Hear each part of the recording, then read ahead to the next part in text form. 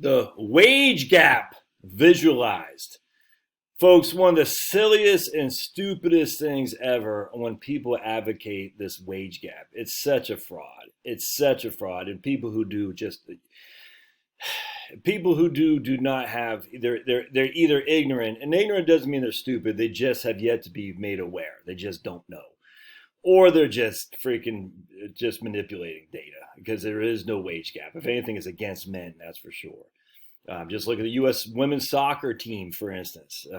Anyway, let's show you by Census Bureau data how absurd it is for anyone to argue on behalf of a wage gap. It's the silliest, the most idiotic things, which just shows you we got to stop listening to these college professors. They're just not that bright. Or if they are bright in terms of silly IQ tests, they don't have the best intentions at hand, because they know how silly this is. All right, so we're just going to jump into the Census Bureau data. We're looking at the ACS, the American Community Survey, going back to 2019. All right, so we're going to see occupation by sex for the civilian employed population. All right, so this is civilian employed population. We're going to look at it by sex. And we're going to, that's one thing about this. I mean, it goes back too quick. I wish we would not do that. All right, so we got 158 million people, 60 and over, are employed in the civilian workforce. All right, 158 million. And we're going to divide this between men and women. All right, so, and then we're going to see what kind of occupation they are. So if we go down, we're going to see that in computer engineering and science occupations, 73% are men. 73% are men, which mean, because there are literally only two genders, 27% are women. All right, so if we look at this, so, I'll bite my tongue, because I'm thinking, if I needed a way to up my value in STEM, I could easily do this and still looked at as a hero, being so brave. I will stop that, because that will get me banned by the censors. All right, so we have 27% are women, 73% are men, and that is now in computer and math occupations, architecture and engineering occupations, and life, physical, and social science occupations. So if we get out of computer and math, which is 3/4 are men, architectural and engineering, which are 84% are men, 51% are life, physical, and social sciences. And I guarantee if you got rid of the physical sciences, the majority would be women. All right, so that's just a fact. So men dominate this category. No other way around that. To say that's because of discrimination is inherently to be putting your head in the ground and just saying, I don't want to think. I don't want to think for myself. I just want Elizabeth Warren to tell me what to do. Or you could follow the Elizabeth Warren, faking that you're a minority to get street cred and just advance, even though you're not that bright.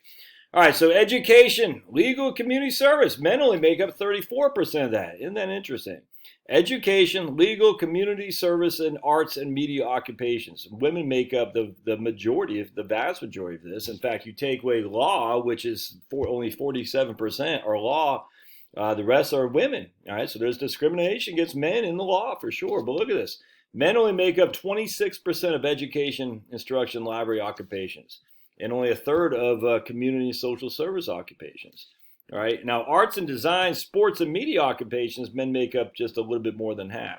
But everything else in terms of that is a field dominated heavily by women. So we'll just think about it. Now, if we go back here, there are 10 million people in computer engineering and science occupations, but 18 million people in education, legal, community service, arts, and media.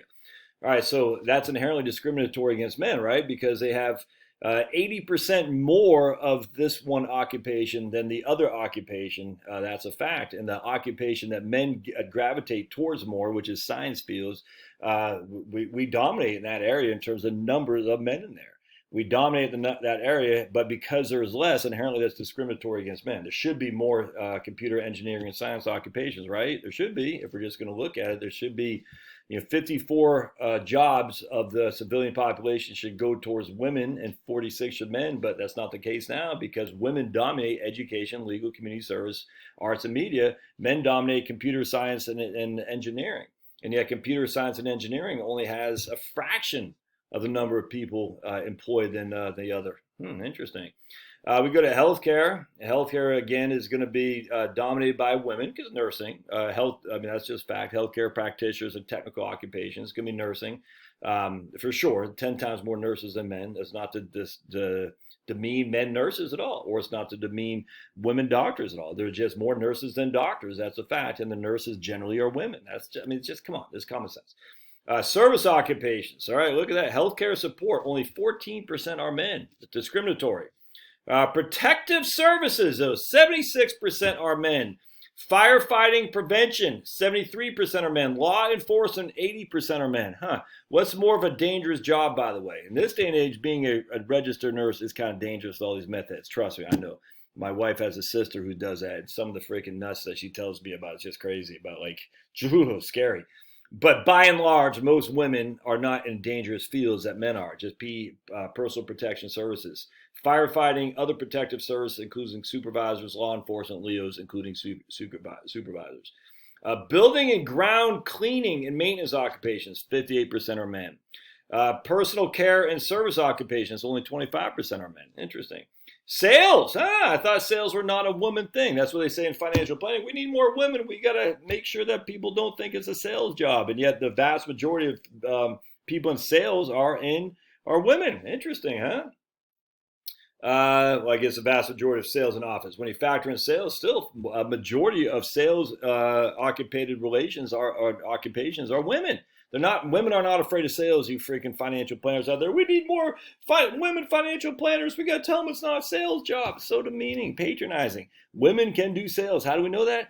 Because they're all over real estate. Real estate is nothing but a sales profession. God, I watch my own field and I'm just like, we need more women. Let's say we don't have enough women. We don't have enough women. We don't have enough women. Somehow that's going to encourage women to go there. It's stupid. Natural resources and maintenance occupation, 95% are men. Farming, fishery, and forestry. Construction and extraction, 96.6% are men. Discriminatory against men. Installation, maintenance, and repair occupations, 95.9% are men. And these are hard jobs, dangerous, hard jobs inherently, because no women want to do these jobs. It's inherently discriminatory against men. So you can see here, we only got in this 14 million people. That is still less than the jobs that the women do. And it's a hell of a lot more dangerous that for sure. Now, look, I am not demeaning women teachers. That's a tough job. I would not want to do it. And I guarantee that's dangerous too, becoming more so without question. But let's not, let's look at reality here. Who dies more in the line of work? A teacher, an arts designer, or a freaking guy out there on the oil fields? It's not even debatable. Look at that. Natural resources, construction, maintenance, occupation. 94.9% are men. It's a dangerous job. You're going to get paid more for the danger you take. It's risk reward, all there is to it. Production, material moving occupations, and transportation. Again, the vast majority are men. In dangerous jobs that require physicality, men are dominating in these categories. And as such, because they're taking on risks, they're going to get rewarded more. There's just no other way around that. It's risk versus reward. Now, what happens is, unfortunately, a lot of these jobs will be farmed out with machines as we go forward, for sure. I mean, even things like picking cherries and strawberries off the vine. At some point, those will be farmed out. And then that laborious work will affect men more than it affects women, which is a problem, man. Which is why the idea of a UBI, in of itself, as long as we got rid of all the other welfare, I don't mind it. But there is issues that we're going to have to contend with.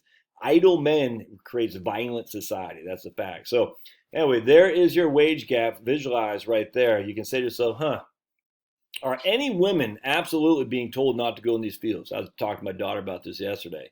The answer is no. Women can choose whatever they want to do. Like my one daughter's in computer science. My other daughter doesn't like that stuff. And I said, but you could choose that, right? She goes, yeah, but it's not very inviting for women. I said, really? Well, you can go in there. No one's saying you can't. No one's saying you can't. That's just a fact. You have the choice. Yes, it is more dominated by men. And it sucks to be the only girl. I think Maddie's the only white girl in her whole program, maybe one or two or something like that. Very, very few. Very few women, very few white women are in the computer science program at Georgia Tech. Stinks. And it's going to stink even more because other white girls or black girls or whatever are going to say, I don't know, man. I'm not sure I feel comfortable there. And it's not discriminatory. It's just you have this group of men and you have a few women in there, and it's just going to create natural not division. What's the word I'm looking for? It creates a hardship that some people have to carry into that field that they might not want to. So they say, I'll go something a little bit easier. And they don't necessarily want to go into sciences anyway. A lot of women, they want to go, or math, as Larry Summers said, and then he got made step down from Harvard, which is stupid. Everyone knows this. A lot of women don't want to go that route. They want to go in the social sciences as opposed to the physical sciences. That's just a fact. That's just a fact. It's not discriminatory. It just is what it is. So anyway, thought you'd like that. The Census Bureau data is just awesome. All right, we'll see you.